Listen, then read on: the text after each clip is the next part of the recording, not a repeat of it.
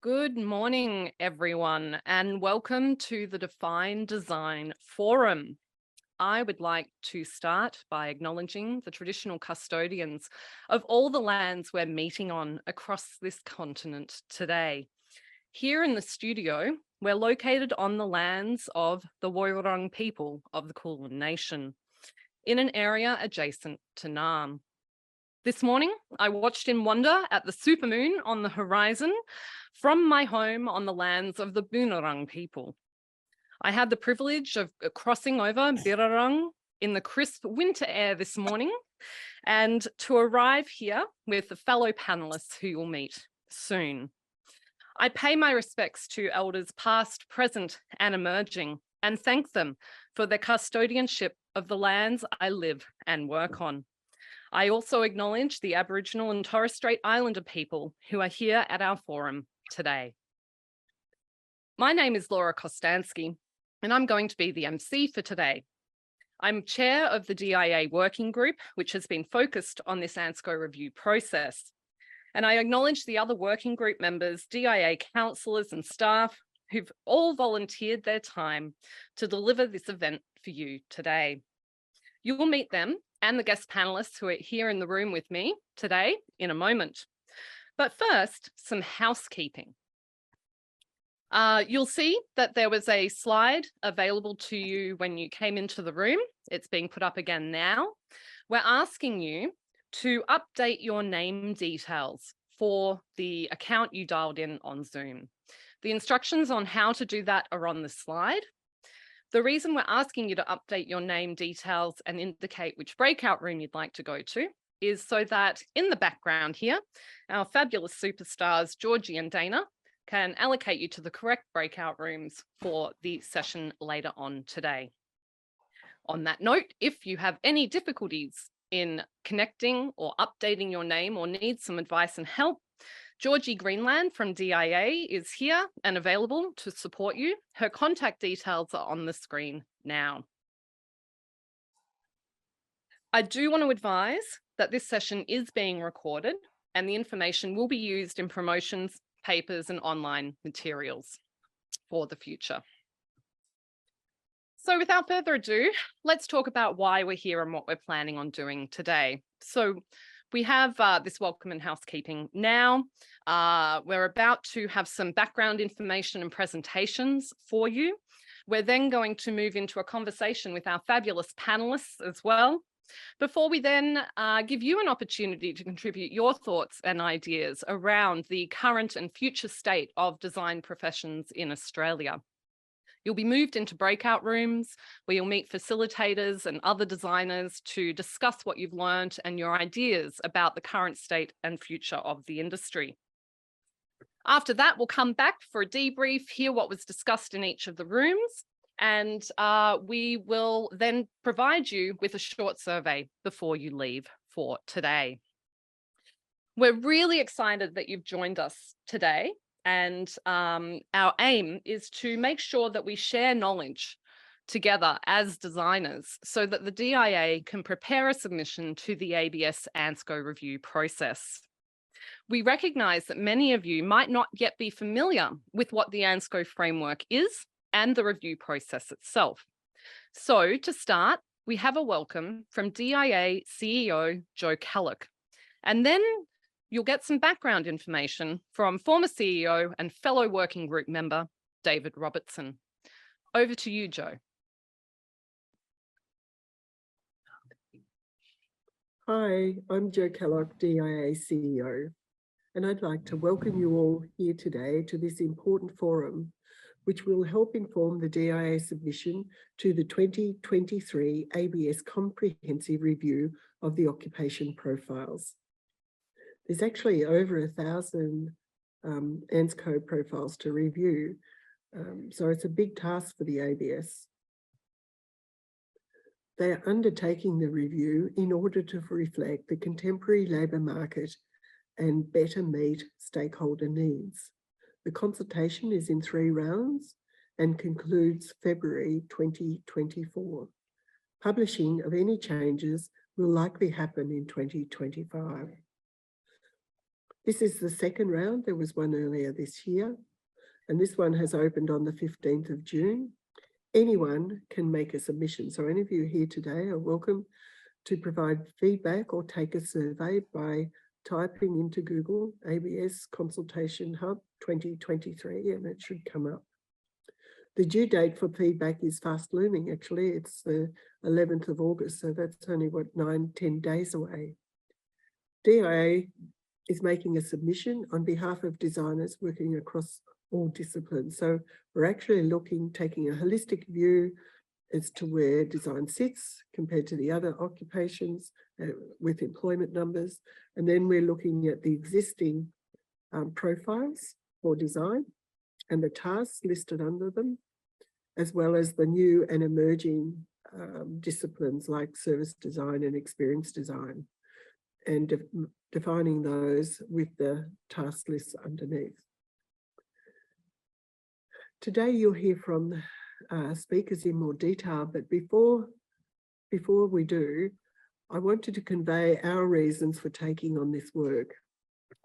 We see ourselves as guardians of the profession, and it's critical that we pay attention to these ANZCO definitions and the tasks for design jobs, because they shape the sector. They are key to how the sector is viewed, and the flow-on effect through all government departments is substantial. So there are very good reasons when we start to go in and look at them that we wanted to make you aware of. Firstly, designers must be able to define what they do and what their skill level is in order that the broader community, in particular, for instance, your clients, value the work of a designer as a design professional. Secondly, it's important so that governments can measure the number of designers and the design sector's contribution to Australia's economy. Have you ever wondered why design never appears in a selection of professions in drop-down boxes or is missing in key government employment data? That's because it sits at a lower level under architecture and surveying. The disciplines like fashion designer or graphic design wouldn't think to look under those headings for their definitions. And if designers can't find it, then the broader community has bigger problems. It's also vital, we believe, that census data collects information on design jobs. And until this happens more broadly, as a sector, a national design policy will continue to remain elusive. A third reason, and an important one, is for educators from foundation years right through to higher education who establish design pathways, design competencies, and design qualifications, and rely on direction from skill levels and their associated professions to prepare graduates for employment. And finally, it's critical so that employment agencies can match job seekers to job vacancies, and governments can identify skill shortages amongst the workforce. We believe this work is the very foundation that underpins the design profession, and just as importantly, creates a pathway for the emerging disciplines. Currently, all bar one of the design occupations are classified at skill level 1. That is the equivalent of a degree. The exception is interior design, which started out in 2006 at skill level 1, but was changed in 2019 to skill level 2, i.e. a diploma. And this has had all sorts of unintended consequences and needs to be returned to skill level 1. And finally, I'd just like to say thank you for your time today, and to those of you that completed the survey. To our speakers who have travelled, in 2 of them in quite some distance to be here today and have given up their time, and to the Occupation Profile Working Group for their dedication.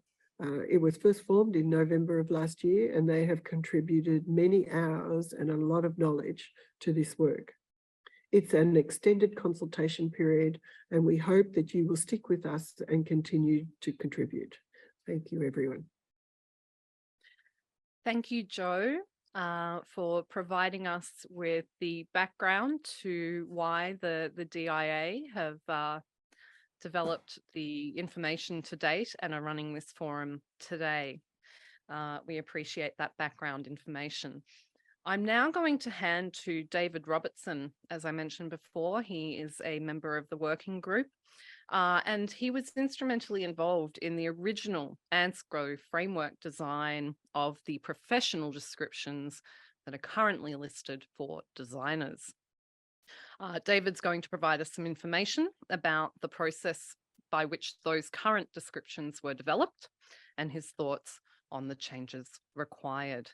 David, I know that you're in the audience as a participant, and I'm going to ask our technical wizard, Dana, to spotlight you and hand you the microphone. David, the floor is yours. Hello, I'm assuming people can hear me. Is that correct, Laura?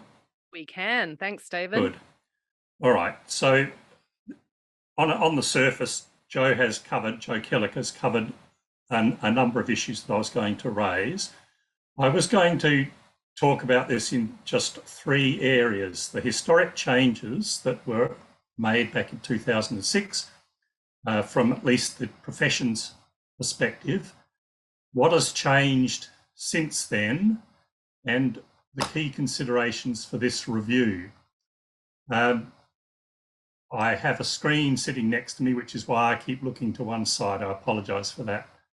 So historically, when we looked at this in about 2005, we had a major issue in the professions that in the preceding classification system that it was used to gather data about design occupations, we were positioned under a two-digit heading: social, arts, and miscellaneous professionals.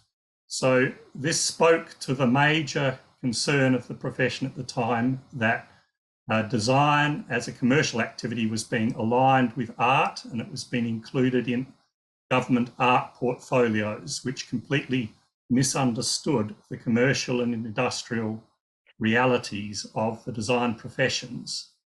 So luckily, the DIA noticed before the review process that occurred in 2006, or that was finalised in 2006, that this was occurring, and we made submissions. We were successful in getting design moved to a new two-digit classification. Now, this may not have all been our work. It may have been that it accorded with and coincided with things that were of interest to the ABS in any case. Nevertheless, we did go through a process with them where we provided our recommendations about repositioning of all the different design occupations that the DIA was interested in at the time. The new two-digit classification that we arrived at was design, engineering, science, and transport professionals. Now, clearly, there are still issues with that, but it's a vast improvement on where things were. One of the important things to understand about ABS classifications is that they have continuity, and they have a need to try and keep continuous streams of data, not create disjoint points in their collection that cause information not to be able to be related together. So there is a certain amount of pushback, even when changes seem eminently sensible to the profession. Nevertheless, the changes that we managed to achieve in 2006 meant that we were under the title professionals, which we always had been, but that we were under a specific heading that related us to other significant occupations within the community that the public already had much more positive experience with than, for example, artists. And at the next classification level down, we succeeded in getting the grouping of designers broken up into 3 subgroups. The first was fashion, industrial and jewellery designers. The second was graphic and web designers and illustrators. And the third was interior designers. The value of that was that it aligned each of the groups of design occupations with their symbiotic industry or commercial area. So in the case of industrial design and jewellery design, etc., that was relating it with a grouping of manufacturing. In the case of graphic, web designers and illustrators, it related it with general visual communication, so things that naturally fitted together. And in the case of interior designers, it separated them out into what could be termed a built environment group. That was a very useful structural change, and a useful change in terms of helping bureaucrats, decision makers, lawmakers, etc., understand the relativity of those groups. So I will just scan down, because we've covered a number of things.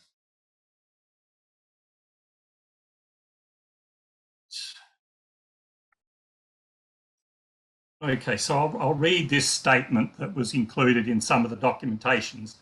The positioning of design in the nation's statistical systems helps communicate the importance of applying professional design services to achieve international best practice in commerce and innovation. Now, that's a message that we were attempting to give to government at the time, the idea that design was a competitive advantage issue and an innovation issue, which was a big thing back in the early 2000s. Correct statistical classification design is essential for government recognition at both the peak advisory level and at the portfolio level of government. So moving down to the second issue. So what has changed? Now, clearly, one of the things that's been presented to you today is the identification of new occupations within the design professions. But that's not the only thing that's going on in terms of what has changed. There have been a certain amount of repositioning of design occupations by changing their nomenclature, their names, and the statistical system allows for that, in that below the named occupations in the system, there are lists of alternate names and other names that should be acknowledged and included so they can be found by administrators. Another big issue is the way that tertiary institutions, so universities and other levels of tertiary institutions, change names to suit their course structures and to suit particular aggregations of skills that they've decided that there's a market to teach. And so that upsets and interferes with what the profession might prefer to do with the nomenclature of design occupations if it were allowed to keep things on a more even keel. But it is a reality. It's not something that can be readily changed by the professional body. The tertiary institutions have no need to pay attention either to the classifications that are already written into the ABS's systems or to the classifications as published by the Design Institute. So tertiary courses. David, yes. On that note, I might ask for a final summary, because we have representatives of the ABS industry and other groups here in the studio today to get into a conversation about some of these. Right. So let me just tell you what the key considerations for this review are: to stay focused on what's important, not change things for the sake of change; to maintain consistency where it's possible to maintain consistency so that you don't destroy the understanding of things that are already well understood within decision-making circles; to maintain clarity of descriptions so that they are understood easily by the general public and by administrators; and to maintain differentiation that the public understands. In other words, when you're writing up a job occupation description for this new list, that it should be termed in ways that the public will understand the points of difference and why that occupation is being separated out as a separate operation. Now, there is a big picture, and the big picture is that design is still not ideally positioned in the statistical systems, that it is still aligned with occupations that really have nothing to do with professional design and the core differentiated nature of professional design. What we've recommended and what you can see within the meeting notes that were provided to you is that design would ideally be brought out to its own two-digit title of design professionals and removed from the association with engineering, science and transport professionals, which really have completely different occupational interests to professional design. So that's really the final point. Thank you very much for listening to me. Thank you so much, David, for providing that comprehensive background to the original classifications as they were defined in ANZCO, and some of the key considerations that our panelists are about to discuss, and that I know our audience and participants today will have a million ideas around and want to contribute to. So thank you, David. I'd like to introduce our panelists to inspire you with additional insights to spark your thoughts for the upcoming breakout rooms. On that note, this is something for everyone in the audience to pay particular attention to right now. We need you to make sure that your sign-on name in Zoom has your name followed by the breakout room details that you would like to be put into as soon as we've concluded this panel discussion. Georgie is in the chat function in Zoom right now and able to help you to update your name details and provide you with information about the breakout room themes that you can select from. This is really critical that you update your name details, your sign-on name details in Zoom, because if you don't, we won't be able to put you into the correct breakout room in 20 minutes time. So please do take a moment to do this. And if you have any questions, pop into the chat. I'm very pleased to say that here in the studio room today, I have AJ Lanyon, the Program Manager for Statistical Infrastructure at the ABS. AJ has been at the ABS since 2010 and in this role since 2016. AJ's role is to oversee cross-cutting classifications for professions, language and country, and industry, and in particular relevance for today, the ANZCO review process itself. So welcome. Thank you for being here, AJ. Thanks, Laura. My pleasure. We also have in the studio today Simon Goodrich, co-founder of Portable Design Studio. He's a fellow member of the working group and originally from a spatial data background, just like myself. He's worked at the forefront of UX and other emergent design practices for the past 15 years. Welcome to the studio, Simon. Thanks for having me, everyone. Amazing.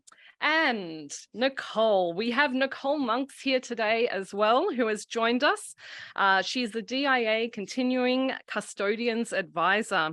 She's a proud Yamaji and Wajiri woman with Dutch and English ancestral connections, a cross-disciplinary designer with expertise in interior design, fashion curation, and landscape. She's also a very proud mum to her 7-year-old son, Yara. Welcome this morning, Nicole. Thank you. Hi, everybody.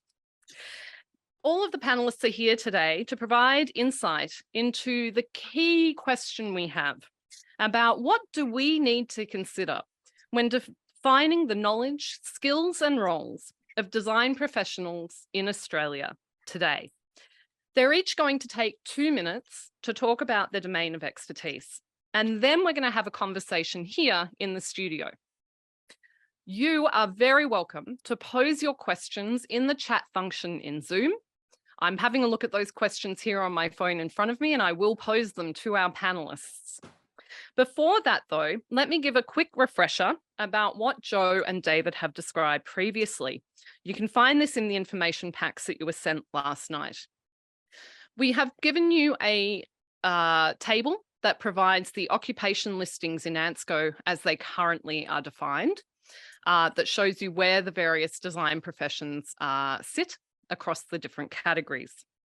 We've also provided you another slide in the table that the working group have put together, where we've outlined what we propose might change, what might it look like in the future.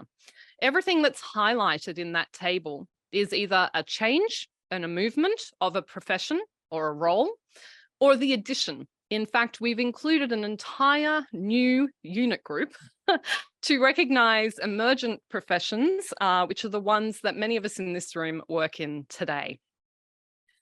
So please do have a look at that information pack that we have provided. What I do want to do is hand the microphone to AJ Lanyon and ask you, AJ, from the ABS perspective, can you tell us in a couple of minutes, what is it we need to consider when we're defining the knowledge, skills and roles of design professionals in Australia? Thanks, Laura, and hello to everybody out there as well. Look, it's such a great opportunity to be here, and it's not very often that a statistician gets to be inspirational, so I hope that I am. Just a little bit about ANSCO. Joe has done an elegant job, as has David, also Laura, in providing an overview of what ANSCO is. But it is it provides a standardized basis for describing data collection, data analysis, and data dissemination for all of the jobs in Australia and New Zealand. It's a skills-based classification that's really important, and David reflected on the fact that it's a structured classification. I'll talk a little bit about that later if people want to talk about that a bit more. I have a slide that outlines how the classification is used. Prior to really getting into this area of the business, I didn't understand, outside statistical production, what range of uses the classification is put to. And as I said, Joe covered that off, so I'm not going to cover that here. But what I do want to recognise quite clearly is it's 20 years out of date. It was based on census data in 2001, and it needs comprehensive review and update. We've received funding from the Australian government to do that, and it's on that basis that I'm here today to help the conversation and help DIA and its membership make a great submission to the review. As Joe said, there are 3 tranches of consultation. We are in the second, but there is also a 4th tranche of consultation, which we will go through, which is about the structure. And that speaks to one of the questions that we have that we would like you to answer. So there are 5 questions, Laura, that are really important here in terms of the review. Is an occupation inaccurately described? Is an occupation not assigned the appropriate skill level? And I'm hearing from the design professions perspective that's the case.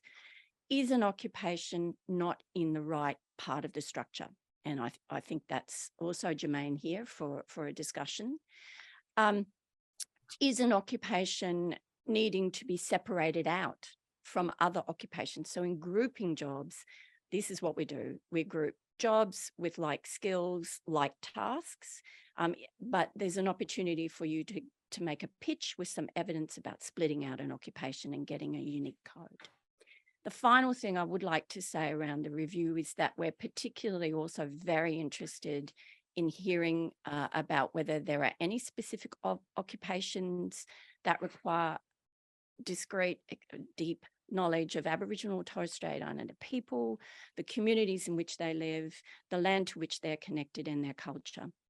On the 8th of August, we will release preliminary proposed changes out of tranche 1 of the consultation and stand up for the first time an Aboriginal and Torres Strait Islander land and sea ranger. So it's great to have the evidence to support that. That's where I'd like to stop. Thank you so much, AJ, for that fabulous background information as well. Looking forward to diving into the details more with you in a moment. For now, I'm going to hand the microphone to Simon Goodrich. Thanks, Laura, and thanks everyone for comments so far. I think, for those in the audience, we've got the gist of the opportunity ahead of us in this period today for us to look at reviewing the codes. The background that I've got, I guess, at Portable is a lot of the work we do is in areas such as service design, user experience design, user interface design that in some cases haven't been reclassified, or when they were classified, we're talking things such as CD-ROMs or not classified at all. So, I was reflecting and looking back at an image, I guess, like as an organization, we've been in existence since 2006. But at that point, we were dealing with technologies in a pre-iPhone, pre-social media, pre-YouTube world. So there is a lot that has shifted and changed. And I think we all sort of welcome the opportunity for seeing this as to get feedback to the ABS. I think Joe put it really eloquently at the outset of why it matters. And just to reiterate some other things that I think are important for us, like if we're looking especially for those in the industries where we are seeking out skilled worker recruitment, it's really important that there is a consensus in terms of what denotes those particular skill sets. If I look at the areas such as within service design and others, I think, tertiary sectors is starting to get there, but you've got places like Academy XI and General Assembly that are probably more attuned within those market demands. But how do we as a sector do a better job of that? When we're not the certified practicing accountants, we don't have necessarily the structures that are there. So things like ANSCO can be super useful in terms of for us when we're applying our trade to be able to provide our unique selling proposition by having better clarity around those particular titles and what people are seeing. And I think you can also do with those different training requirements for staff in that changing design landscape. And I think that's really important. Joe mentioned it earlier in terms of the role that it plays within how tertiary institutions like government seeks us. David mentioned that too. And probably the other insight I'd like to give today is when you are considering what's been put forward in your own input, it's always good to think about your own shoes, but also zoom out a little bit too. For instance, I think if you were to say, yeah, I'm a designer in, Adobe Experience Manager or platform, it's probably a bit too specific because those technologies are probably going to lift and shift and change. And again, we're looking to remit of what it looks like in the future. It's really thinking about what are those different skill sets. So whilst people aren't necessarily inputting or burning things to CD-ROMs, there are things that were mentioned 20 years ago. They're still pretty relevant now too. So that if you just take heed with that advice, like think a little bit above what you're specifically doing, because we may not get an opportunity to do this again for another 18 years. So I think it's a really great opportunity for us today. Thank you, Simon. Thinking of my good old days back at uni as an undergrad 20 years ago right now. Before we dive into the conversation, I do want to hand the microphone to Nicole Monks. Thank you, Nicole. Your thoughts? Thanks, Laura. I'd like to begin by acknowledging the traditional owners on the land on which we're recording today, the Wurundjeri Woi-wurrung people of the Kulin Nation, and pay my respects to elders past, present and future. Thank you very much for having me here, and I've been enjoying the brisk, cool air of Melbourne. So today I'd just like to start from a little bit of a different perspective and understanding of design, not just as a discipline, but as a way of being and a cultural upkeep. And that there are different types of knowledges and skills like creating community, intergenerational learning, circular economy, connecting with country, and that these are the most important fundamentals of creative process. For me, and my provocation for today is to find space to recognise these different ways of designing and skills within the ANZCO framework. Awesome. Thank you so much, Nicole. Like I've said, it's an absolute privilege to have all three of you here in the studio this morning for this conversation. I'm going to remind our audience that you're very welcome to pose questions to the panel using the chat function in Zoom. I'm having a look at the chat right now and we'll see your questions and pose them. I was taking some notes during all the presentations and conversations so far about, David said that really design is an innovation driver for industry. AJ, you've mentioned that really it's been 20 years and since this was properly updated. And Simon, you've mentioned that's back in the days of CD-ROMs. So a lot has really, really changed. And Nicole, you've really emphasized that it's incredibly important that we account for different types of knowledge and ways of designing. And so my question for you as panelists, my first big question for our conversation here is, what has been overlooked so far? What isn't being recognized? And what is it really important for designers to consider and do in the future that we could put forward as to be recognized in ANZCO? So what is it that's been minimized and overlooked that we really need to start thinking about how it gets acknowledged and recognised. Who'd like to go, Nicole? Sure. I think co-designing or collaborating as a lot of my work that I do, I work with architects, interiors, landscape, and there really is that multidisciplinary or cross-disciplinary design that we bring to our field a lot of the time. So I don't know how to represent that sort of cross section across it all because it does really silo it. So how do we bring those things into a space where that's something where people can go, oh, I know this person will be able to work with this person, that person, and that person. They're not just in their own little bracket. Mm-hmm. Yeah. Yeah, I'd add to that. I mean, 2004 was when the UK Design Council came up with a sort of double diamond approach to design. Mm-hmm. And out of that, like things like co-design that you were mentioning, Nicole, or service design or human-centered design have very much come to the fore in the last 15 years as, I guess, a way to respond to a whole range of different problems and issues, with design really being the forefront, traversing a whole range of industries. So I don't necessarily know if I think it's probably more that it just as we've evolved, as a society, there is a need now to sort of capture that and showing those things. So I think that is like a really self-evident one. And then on top of that too, about how maybe the ways that we're doing that work is shifting and changing.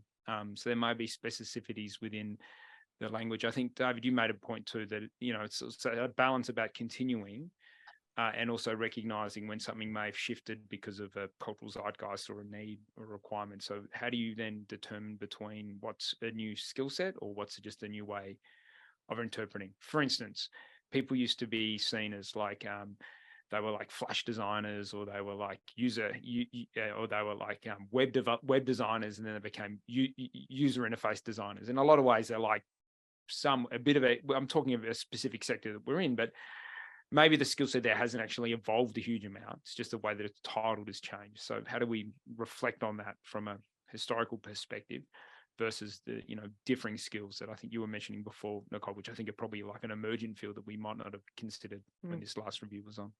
That's actually really beneficial that AJ is here with us to maybe provide some thoughts around what is it that we could do. You're seeing this in multiple professions. We should emphasize designers are not alone in the changes that have occurred in their professions over the past 20 years or so. But how might we approach this, AJ? Well, we're very much in a how might we frame of mind. So I want to be clear about that. It's very Very designer. Because you're right, Simon, it is a great opportunity. The one point I do want to make for everybody is that we've also secured support to enter into a rolling program of update. So we hope that it's not going to be another 18 years. Yep.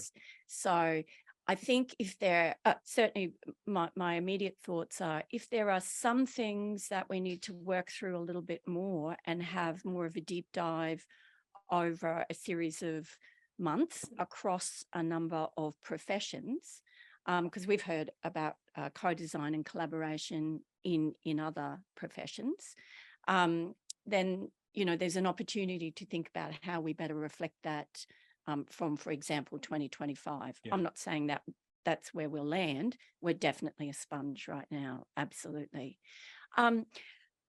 So one of the things that we're doing, which is differently this time around, is we're trying to, for each occupation, define a unique set of tasks so that we try and be clear about what this differentiating, I think is the word that David used, differentiating an occupation from another occupation.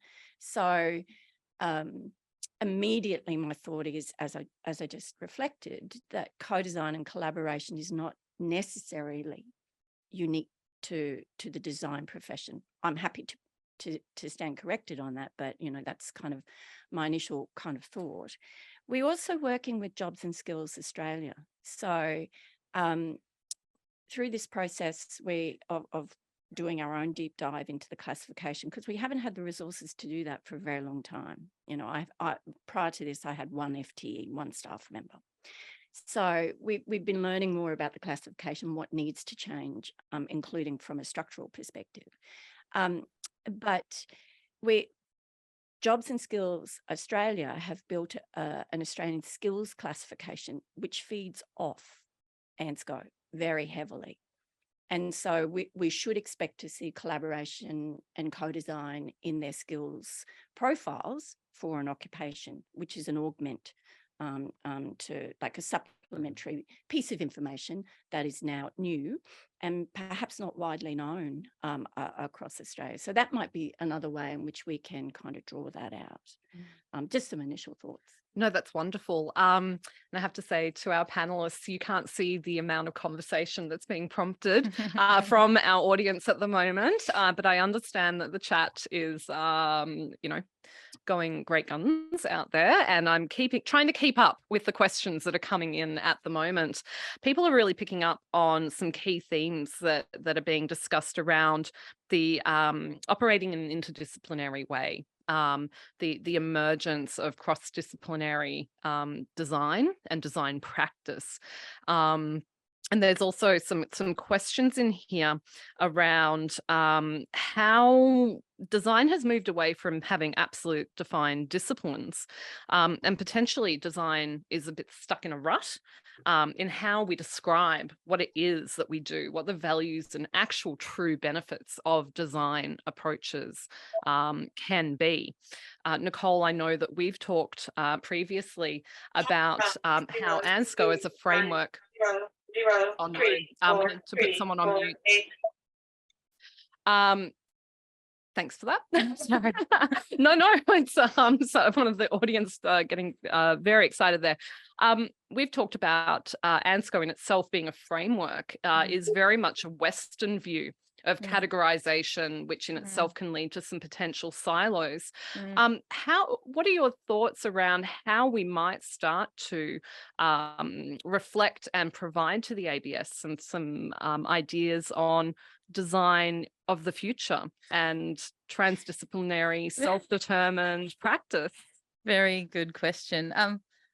In my language, there is no word for art or design. So it's just part of your everyday being, doing, cultural upkeep, all of those things. So to put it into labels, it is a sort of quite a Western thing to do, to make a box and tick it and all those things. So, but I do see the relevance of, the funding and all of those channels coming back to be able to support our industries. And there is a lot of policies that are even coming out now at like government level, which I think is really important to be aware of, like the Connecting with Country up in New South Wales. So there's going to be a whole heap of jobs that will come out of that.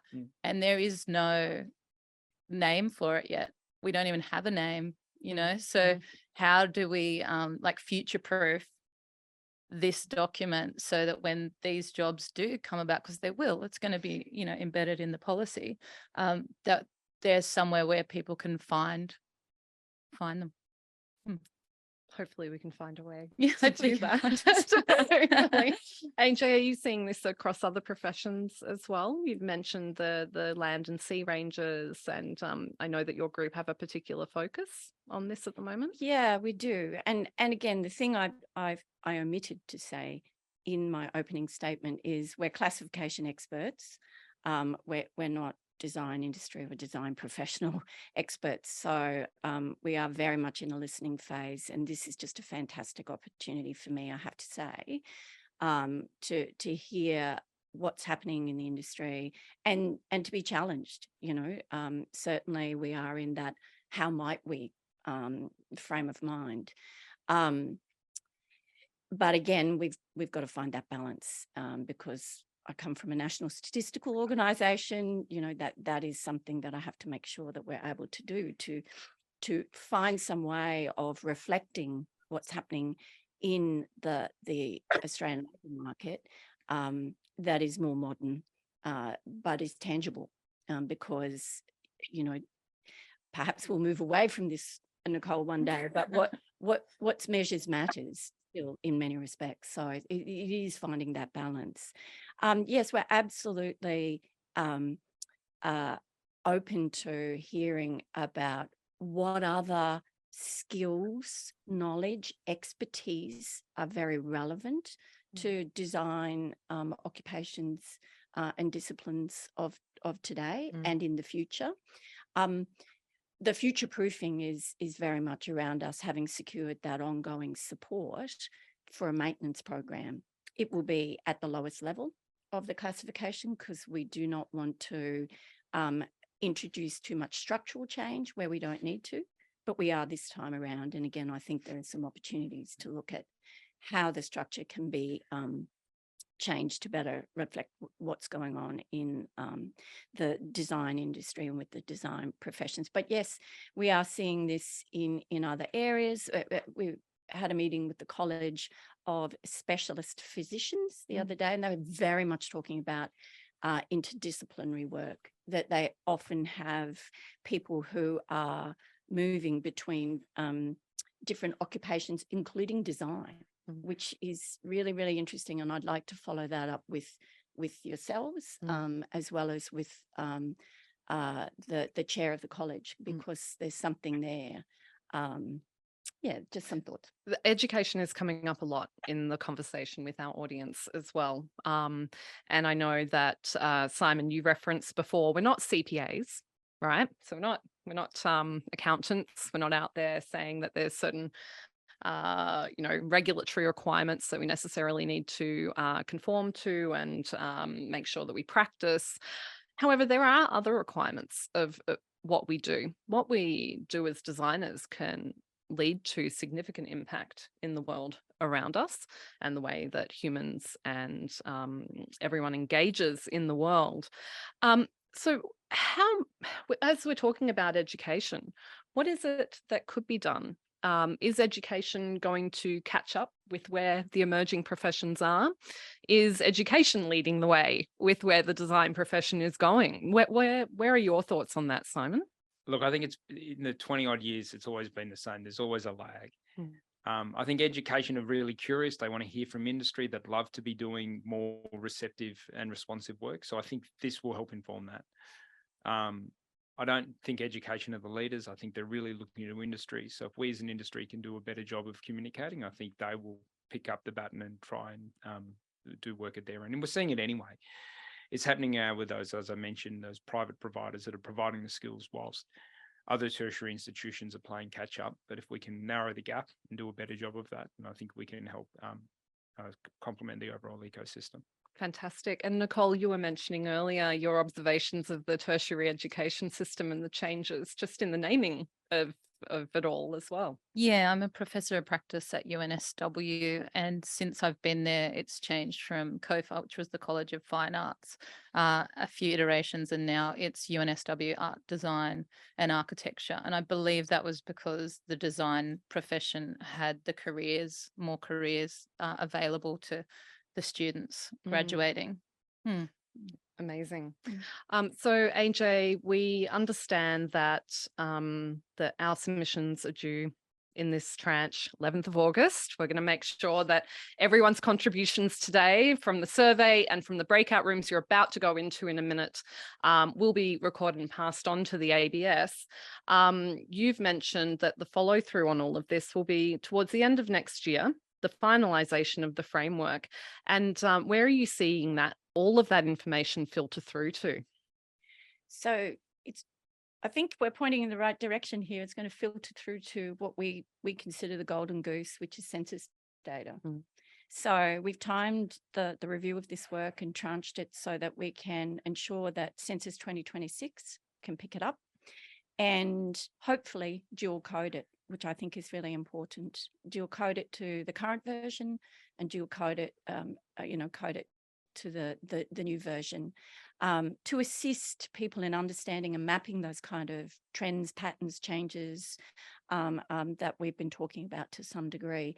It will also start to filter through to our official labour force, labour statistics, earlier than census. So census data won't be available to 2027, but it will start to be made available August 2026 in our labour force statistics. And again, I can't emphasize how excited I am about the maintenance program, because I think that's the game changer here. This is not a set and forget. This is what I'm hearing across Australia, and really building these relationships, understanding what the landscape is in terms of peak bodies like yourselves, DIA, others like IAPA, the Australian Computer Society. That means we've got a better understanding of where we need to go as quickly as possible to, kind of have conversations around are things changing into the future. Fantastic. Thank you, AJ. Thank you, Simon. Thank you, Nicole. I know that we could keep talking and sharing our ideas and knowledge, and I know the audience would appreciate hearing more from you as well. Unfortunately, we've gotten to that point where we need to flip, and it's the time for our audience to contribute their thoughts and ideas in their breakout rooms. We'll continue the conversation here in the panel, I'm sure, while they're in their breakout rooms. But just to let everyone know, you're going to see a button turn up on your screen very, very soon. That's going to invite you to go into a breakout room. In that breakout room, you'll meet a facilitator from the DIA. They're going to provide you with instructions on what happens in your breakout room. You will discuss 2 questions. Those questions are, what works or is missing or needs to change in the professional category role titles for your room theme? And the second question is, what will happen to your professional industry domain if we don't get these changes reflected in ANZSCO? I think you've heard from our panelists today the importance of recognising the changes that have occurred in our industry over the past 20 years. And it's your chance to reflect and think about, well, what will happen if we don't get these changes reflected and recognised in ANZSCO? So you'll see the button appear on your screen any second now. You're being moved into rooms based on how you renamed yourself in Zoom. Please click on that button, go to your breakout rooms. We'll see you back here in 25 minutes time. Good luck, everyone. We can't wait to hear what you talk about in your rooms. Hi, everyone. Welcome back to the main room. Hopefully you were having amazing conversations in your breakout rooms. And I know that you are positively brimming with ideas and thoughts and other things you want to contribute to the discussions today. So Georgie Greenland is putting a survey link in the chat for you right now. That survey will invite you to add your additional thoughts that you didn't get to contribute in the breakout rooms. We're going to have a look at all those responses and add them to the submission that will be going to the ABS on the 11th of August. So please have a look for that survey link in the chat in Zoom now and have a go at adding your thoughts and ideas that you were wanting to contribute in the breakout rooms. While you're filling out that survey, I'm also going to ask facilitators of the rooms to give a 1-minute report back. I'm just going to call on 5 of our rooms for a quick report back on one key wow insight moment that happened in your breakout room, so that we can hear across all the different areas of design, ranging from industrial to interior to service and UX to fashion and jewelry, communication, illustration and graphic. So let me start with David Kay, a fellow Victorian councillor for the DIA, industrial designer. David, what was one amazing insight that was shared in your breakout room today? Hey, thanks, Nora. I think the main one was the grouping of industrial design in their current category. So it was with the fashion and textile and things like that, where they thought there was even the way we operate in either ergonomics and the user experience in the physical and digital, we might even be able to, I think we're even sometimes closer classified with even the digital and UX group because of how we operate, which was a really interesting find. We're not just in the physical space, but we definitely are in the digital space, including all of our drafting, which is actually all in 3D, CAD drawings, and it's as much a user of the physical form as it is the digital form. I think that was the biggest aha moment. Amazing. Thank you for that, David. Fascinating Pleasure. to hear that insight from your room. I'm sure that was one of many. On that idea, you mentioned the fabulous word CAD. I'm going to refer to Catherine Alexander. Catherine, your room theme was interior design. What was one key aha moment, a key insight from your interior design theme room? I think our take home was that despite the diversity of the people in the room in terms of their professional expertise, ranging from healthcare through to professional hospitality design, retail design, the term interior architecture, etc., the fact that we're all struggling with our customer, our education sector, and our perceptions about what it is an interior designer actually does. Are they purely aesthetic? Are they offering quite technical expertise through to construction programs? I think we're all in furious agreement that we need greater clarity and we need to own the title interior design, and with that have some registration or professional accreditation that is recognised by government, education and consumers. Fantastic. Thank you, Catherine. I know that has been a topic of much conversation and investigation here at DIA over the past 6 months in particular. And I'm looking forward to hearing more about the conversations in all the interior design theme rooms today. So thank you, Catherine, for that report back. Next, I'm going to call on Linda Fompak, who was running a theme room on service UX and digital design. Linda, how did that go? What was one key aha moment, a wonderful insight you'd like to share with everyone today? Yes, thank you. I think the most aha moment was that the broad aspect of the role of service UX and UI, and how UX increasingly is a broader skill set, while UI focuses on user interface.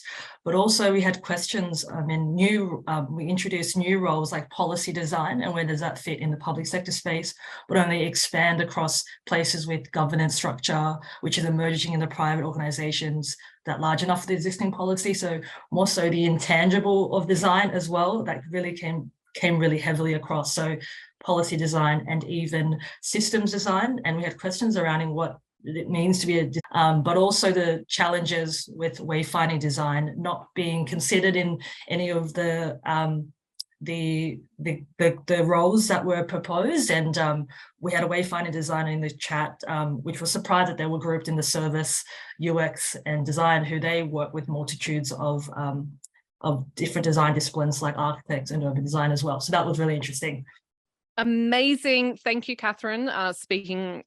Linda. Thank you very much, Linda. Speaking straight to my heart there as a spatial scientist and strategic designer working in policy space. So would very, very keen to hear more about that room and the other rooms as well.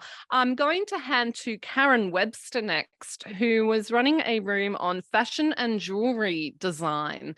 Karen, how did that go? Yeah, well, probably the one missing element is how important textile design should be as a separate category within itself. It currently sits within industrial design, so we've pulled that out. But also the notion that it's called jewelry design, but there was no allocation whatsoever from what we could see for accessory design, so which is such a broad area, from millinery through to hats, gloves, scarves, belts, shoes, that a whole area of design seems to have been missed. Maybe it's kind of lumped under fashion, but it's more than that. And it probably, to Dave's point earlier around why industrial design was there, is I think a lot of this was focused on initially the notion of developing a product of some sort. But it's more than that now, and within the fashion space itself, it's expanded out where the pattern maker designer role should be separated, and we should have things like creative directors, creative producers across these kind of categories as well. Fantastic, Karen. That's an exceptionally detailed conversation that was happening in your room. And again, I'm very much looking forward to hearing more about this after today's event. So thank you for sharing those insights with us. And our final room facilitator that I will be calling on right now, I know there were more rooms open, but we will be sharing the results of today's discussions more broadly. But I'm going to call on our final facilitator, Peter Florenzos, who was running a room on communication, illustration, graphic design. Peter, one key insight from your group, please. Hi, thanks, Laura. Firstly, our group was very small. Visual communication is actually one of the most underrepresented disciplines within the DIA. And that has a lot of legacy and history in Australia I won't get into that right now, but we had a very good conversation about the fact that the discipline in itself works across all of the other disciplines. There is no fashion designer, interior designer, UX designer, jewelry designer that doesn't already employ graphic design skills. And those disciplinary skills are across, they're transdisciplinary, or they're what we call a horizontal rather than a vertical. And the key of what we were talking about was the fact that it actually doesn't matter what the definitions are actually called. But what's more important is about their professionalism being recognised and accredited. I know the interior designers also talked a lot about that. So there's some commonality across all of our disciplinary structures. And the fact that we are so fearful of what is coming with artificial intelligence, and the fact that we have got new areas of graphic design called white label designers and template designers being advertised on Seek right today is quite fearful for the future of our profession. It raises a lot of issues, crosses ethics, crosses boundaries about our professionalism and how important, again, it is to be professionally accredited so that we do things for the benefit of the entire profession. Fantastic, Peter.